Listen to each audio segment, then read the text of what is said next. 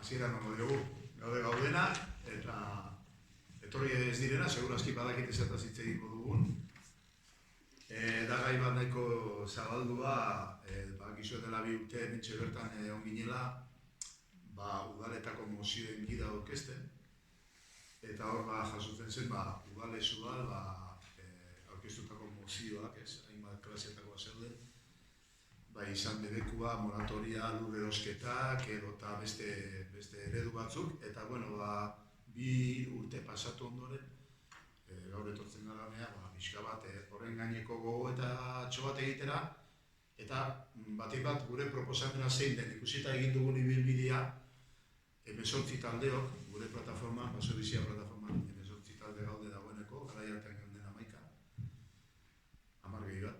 Eta, ibilbide hori pixka bat gainetik ikustea. Eta gure proposamena plazaratzera ikusita gero egindako ibilbidea. Orduan da. Hasiko gara. Bizpahiru urte pasa dira hainbat udaletxetan basogintza eredu berriaren inguruko mozioak aurkeztu zirenetik. Guk mozio horiek jaso eta aztertu genituen 2021ko irailean hemen bertan. Udaletako mozioen bida osatuz, pentsatuz tresna baliagarria izango zela bide hori jorratu nahi zuen edonorentzat. Epertain horretan egindakoak eta egin gabekoak, hala nola, aurkitutako oztopoak zein garaipenak berrikustera gatoz gaur prentsaurreko honetara. Paperan jasotako mozioek, beste dozein proiektuk bezala, dena eusten dute, baina bidea egiten hasterakoan hainbat arazorekin topatuko dira seguruenez.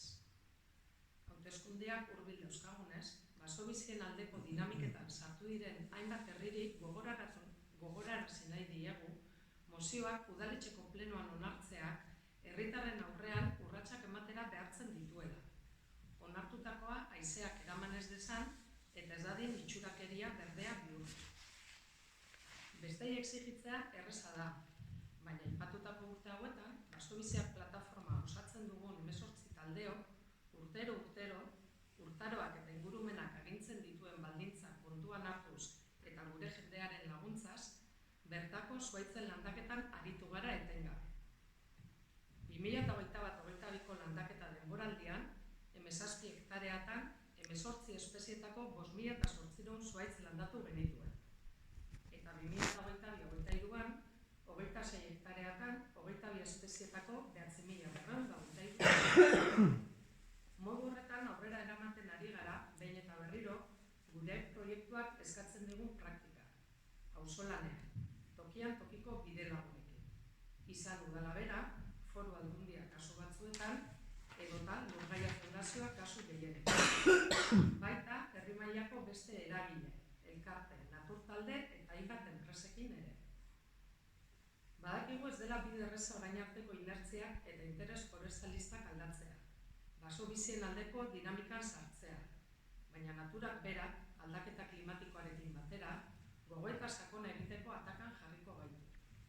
Irizpide eta teknika zaharkituak mugatuz, baztertuz, eta bestelako balio eta ondorioa lehenestuz, gizarte osoaren eta bioanistasunaren mesedera.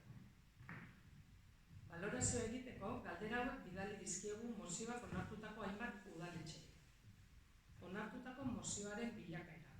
Zer atal bete dira eta nola. Eta, zehaztea eskatzen jakuen. Zer atal ez dira bete, eta ez betetze horren arrazoia. Esan beharra dago, hainbat udaletxetatik ez dugula erantzunik jaso. Beraz, handik eta hemendik kide